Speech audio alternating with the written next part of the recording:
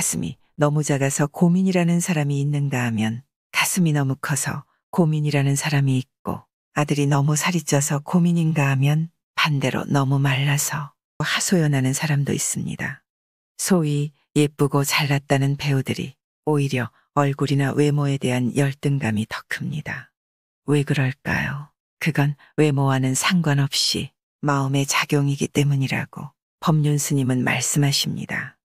법륜 스님의 증문즉설에는 외모 때문에 자신감을 잃고 고민하는 분들의 질문이 많습니다. 여러 질문을 듣다 보면 사람마다 입장이 참 다릅니다. 그런데 한 가지 공통점을 발견하게 됩니다. 바로 나보다 남의 시선을 의식하고 지나치게 신경 쓴다는 것입니다. 누가 봐도 잘생기고 예쁜 사람들이 자기 외모에 만족하지 못하고 자꾸만 성형을 해서 성형 중독에 걸리거나 외모 콤플렉스에 시달리는 것도 다 신체 문제가 아니라 남들과 비교하는 열등의식 때문에 생기는 경우가 많습니다. 어떤 절대적인 기준이 있는 게 아니라 남과 비교하는 데서 일어나는 마음의 문제가 큽니다. 그럼 어떻게 해야 외모 콤플렉스에 벗어나 자신 있게 살 수 있을까요? 오늘은 외모에 대해 고민하고 힘들어하는 여러 사람들의 질문에 명쾌한 답변을 주시는 법륜 스님의 인생 조언을 준비했습니다. 먼저 얼굴이 큰 편이라 고민하는 분의 질문입니다. 어릴 때 친구들에게 얼굴이 크다고 놀림을 받아 상처 입고 그 때문에 37년 동안 괴로워하며 외롭게 살고 있다면서, 성격도 예민하고 소심해서 친구도 몇 안 되고 외모에 대한 불만으로 밤에 잠도 잘 오지 않는다며 어떻게 해야 할지 질문을 했습니다. 그러자 법륜 스님이 이렇게 말씀하셨습니다. 물병을 책상과 비교하면 클까요? 작을까요? 당연히 작습니다. 그런데 이 물병을 손목시계와 비교하면 커요? 작아요? 당연히 큽니다. 그럼 이 물병 자체만 놓고 보면 커요? 작아요? 그건 보기 나름이지요.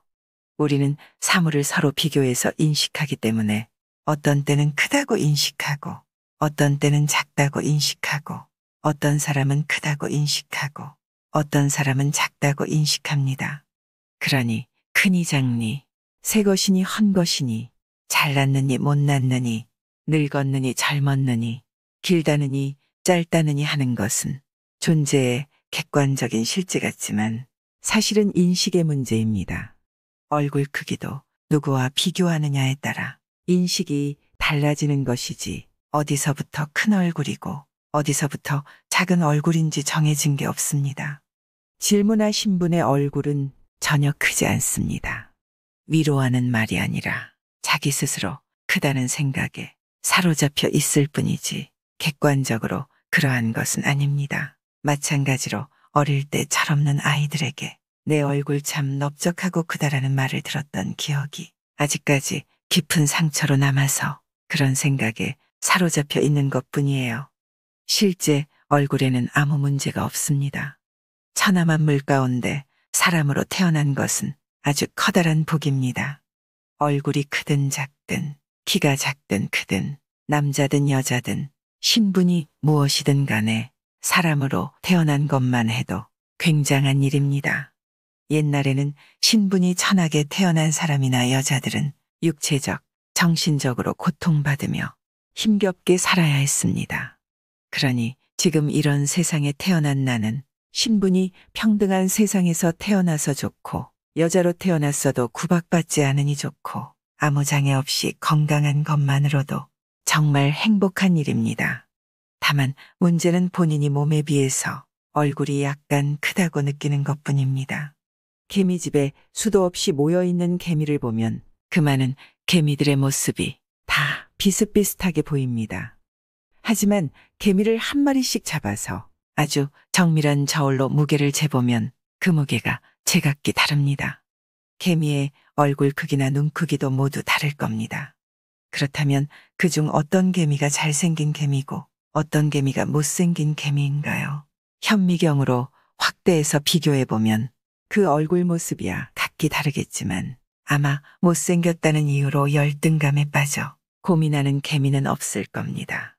스스로 문제라고 느끼니 문제일 뿐이지 그 생김새의 차이는 아무런 문제도 될 것 없는 다만 서로 다른 생김새에 불과합니다. 어떻게 생겼든 몸은 다만 몸일 따름입니다. 몸에는 잘생긴 몸도 없고 못생긴 몸도 없고 좋은 몸도 없고 나쁜 몸도 없습니다. 지금 시대에는 한국 사람보다 서양 사람을 더 예쁘다고 보는 것이 일반적인 시각이지만 옛날 우리 조상들의 눈은 달랐습니다. 조선시대에 하멜이라는 사람이 제주도에 표류해 온 적이 있었는데 우리나라 사람들이 처음 그를 발견하고는 가슴에 털이 나고 원숭이같이 생겼다면서 이상하게 여겼다고 기록되어 있습니다. 그렇게 잘생기고 못생겼다는 기준은 시대에 따라 달라집니다. 옛날에 미인이고 부잣집 맏며느리감이라던 사람은 요즘 미인 축에 들어가지도 않습니다. 어릴 때 아이들이 놀린 말들은 그저 약간의 놀림으로 끝났어야 하는 일인데 그것을 깊은 상처로 끌어안아 마흔이 다 되도록 움켜잡고 살아온 게 병입니다. 오늘부터는 내가 어린 시절 철없는 아이들의 말에 속았구나 하고 그 마음을 놓아버리세요. 그리고 저는 아주 건강합니다. 저는 아무 문제가 없습니다. 눈은 잘 보이고 귀는 잘 들립니다. 냄새 맡고 맛보는데도 아무 이상이 없습니다. 저는 아주 건강하고 좋은 몸을 갖고 태어났습니다. 이렇게 좋은 몸을 주신 부모님께 감사드립니다. 이렇게 기도하세요. 친구들의 가벼운 놀림의 말에 그렇게 깊은 상처를 입는 사람이라면 정신력이 매우 약한 상태입니다.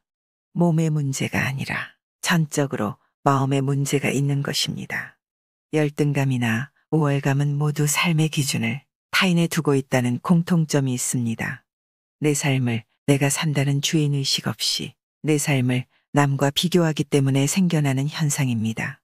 그래서 열등감과 우월감은 뿌리가 같다고 할 수 있습니다. 우리가 볼 때 소위 예쁘고 잘났다는 배우들을 만나보면 오히려 얼굴에 대한 열등감이 더 큽니다. 왜냐하면 열등감이 자기 자신에 대한 과대평가와 환상, 높은 기대감에서 비롯되기 때문입니다. 다 잘났는데 눈이 문제야. 다 괜찮은데 코가 문제야. 입술은 괜찮은데 이가 이상하게 생겼어. 이렇게 외모에 대한 콤플렉스가 보통 사람들보다 오히려 많습니다. 결국 열등감은 어떤 절대적인 기준에 미달해서 느끼는 것이 아니고 스스로 세워놓은 기대치에 미치지 못해서 생기는 괴로움이에요. 그런데 마음이 기쁘면 어떠냐? 그보다 훨씬 더 미용해도 좋아요. 마음이 기쁘면 관상도 바뀌는 거예요. 근심 걱정이 많으면 얼굴이 어둡고 마음이 가벼우면 빛이 나요. 그러니까 마음 공부를 하는 게 좋지 얼굴 고친다고 되는 건 아니에요. 너무 말라서 고민이라는 분이 외모 때문에 어린 시절부터 구설수에 종종 오르고 상처를 받아서 사람들과 어울리는 것도 힘들고 일을 하기도 어렵고 무기력에 빠져 지내는데 뭐가 문제인지 질문했습니다. 그러자 법륜 스님이 그건 정신적인 문제 때문이라고 말씀하셨습니다. 외모가 문제가 아니라 외모를 문제 삼는 정신적인 문제가 있는 겁니다. 돈이 없을 때 어떤 사람은 벌어서 살면 되지 이러지만 어떤 사람은 돈이 없는 것을 한탄합니다. 문제를 삼으면 뭐든지 다 문제가 되는 거예요. 어떤 사람은 어릴 때 아버지가 안 계셨던 걸 한탄하고 어떤 사람은 신분이 낮은 걸 한탄하고 어떤 사람은 시골에 태어난 걸 한탄하고 뚱뚱해서 한탄하고 바짝 말라서 한탄합니다. 그런 것처럼 질문자는 지금 외모를 문제 삼는 거예요. 옛날에는 빼빼하게 마른 사람들이 외모에 대해 콤플렉스를 느꼈지만 요즘은 뚱뚱한 사람들이 외모에 대해 콤플렉스를 느끼잖아요. 옛날에는 뚱뚱하면 복스럽다고 했고 남자는 배가 나와야 사장이라고 불렀는데 요즘은 살과의 전쟁이라는 말이 있을 정도로 뚱뚱한 것이 오히려 문제가 되는 시대입니다. 살이 찌는 것이 문제가 되지 말랐다고 해서 문제라고 여기는 사람은 거의 없는데요. 많은 사람들이 마른 것을 굉장히 좋다고 평가하고 있습니다. 사람들이 말랐다고 하면 그래, 나 원래 말랐어 이러면 되고, 사람들이 뚱뚱하다고 하면 나이 들면 좀 뚱뚱해야 복스럽지 않나. 이러면 됩니다. 질문자의 몸에 무슨 문제가 있는 것이 아니고 질문자가 몸에 집착하는 것이 문제예요. 질문한 내용을 들어보니까 질문자는 증세가 조금 심한 것 같아요. 어릴 때 들었던 말이 상처가 되어서 지금까지도 힘들다면 그것을 트라우마라고 합니다. 신경정신과에 가서 의사 선생님에게 저는 외모에 대해서 계속 열등감을 갖고 있습니다. 외모 때문에 취직도 안 되고 연애도 안 된다는 생각이 자꾸 들 때는 어떤 것이 문제입니까? 이렇게 묻고 약물 치료나 상담 치료 등을 받는 것이 좋아요. 외모에는 전혀 문제가 없어요. 외모를 문제 삼는 정신작용이 문제입니다. 정신을 치료해야지. 정신은 그대로 두고 눈이나 코를 수술한다거나 살을 찌우는 방법으로는 이 문제가 해결되지 않습니다. 살이 찌면 또 살쪘다고 사람들이 말을 할 거예요. 그러면 질문자는 또 살을 뺀다고 난리고 사람들이 말랐다고 하면 살을 찌려고 난리겠죠. 이건 남의 말에 놀아나는 거예요. 결국 남에게 잘 보이고 싶은 건데 잘 보여서 뭐 하려고 그래요. 내가 남을 잘 봐주면 되지 남이 나를 잘 봐서 뭐 하려고요. 덕 보려고 그러세요. 그러니까 첫째, 병원에 가서 먼저 진찰을 받고 치료를 받으면 좋겠습니다. 지금 약을 먹는데도 개선이 잘 안 된다면 의사 선생님에게 이야기해서 투여량을 높이는 방법이 있습니다. 우선 그렇게 치료를 받고 살아있는 것에 대해서 감사하는 기도를 해야 해요. 저는 아무 문제가 없습니다. 살아있어서 감사합니다. 눈도 잘 보이고 귀도 들을 수 있고 내 발로 걸을 수 있어서 감사합니다. 내 손으로 내 입으로 밥을 먹을 수 있어서 감사합니다. 눈이 동그랗냐 길쭉하냐 크냐 작냐 쌍꺼풀이 있냐 없냐 색깔이 까맣냐 파랗냐는 눈의 생김새를 따지는 거예요. 눈의 역할은 생김새에 있는 게 아니라 보이냐 안 보이냐 하는 기능에 있습니다.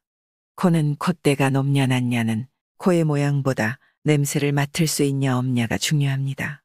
이가 가지런하냐 안 하냐가 중요한 게 아니라 제대로 씹을 수 있느냐 없느냐가 더 중요합니다. 귀도 소리를 들을 수 있느냐 없느냐가 중요하고 혀는 맛볼 수 있는지가 중요합니다. 손은 움직일 수 있는지 제대로 작동하는지가 중요하지 손 모양이 어떤지는 중요하지 않습니다. 모양에 집착하는 이유는 남한테 좋은 소리를 듣고 싶기 때문이에요. 손이 예쁘네, 눈이 예쁘네 이런 소리를 듣고 싶은 겁니다. 그런 마음을 노예근성이라고 해요. 수행자는 내가 인생의 주인으로 살아가는 사람입니다. 그렇기 때문에 내가 남을 잘 봐주지 남이 나를 잘 봐주고 안 봐주는 것에는 신경을 안 써요. 남이 나를 잘 봐주냐 안 봐주냐를 따지는 마음이 노예근성입니다. 질문자가 어릴 때 어떤 원인이 있었는지 모르겠지만 지금 이야기를 들어보니 남의 시선에 너무 전전긍긍합니다. 그러니 병원에 가서 치료를 받고 한쪽으로는 감사 기도를 해야 합니다. 세상에는 손이 없어서 발로 밥을 먹는 사람도 있잖아요. 얼마나 불편하겠어요. 내 입으로 음식을 못 먹고 목구멍에 구멍을 뚫어서 튜브로 음식을 먹는 사람도 있고요. 내가 이렇게 눈으로 볼 수 있고 귀로 들을 수 있고 혀로 맛볼 수 있고 코로 냄새 맡을 수 있고 손으로 잡을 수 있고 발로 걸을 수 있는 것이 얼마나 소중한지 알면 머리카락이 희냐 검냐 눈이 동그랗냐 길쭉하냐 코가 높으냐 낮으냐 이런 것은 하등 중요하지 않아요. 그 기능이 작동만 하면 되죠. 기능이 작동하지 못해도 조금 불편할 뿐이지 크게 문제는 없습니다. 눈이 잘 안 보이면 안경을 끼면 되고 팔이 하나 없으면 의수를 하면 되죠. 조금 불편한 건 사실이에요. 그런데 질문자는 지금 불편한 문제도 아니잖아요. 생긴 것은 중요하지 않아요. 백인이 난 얼굴이 좀 검었으면 좋겠다라거나 흑인이 나는 얼굴이 좀 희었으면 좋겠다. 이러면 문제가 복잡해집니다. 머리가 검으면 검어서 좋고 늙어서 희어지면 희어져서 좋은 거예요. 키가 크면 커서 좋고 작으면 작아서 좋고요.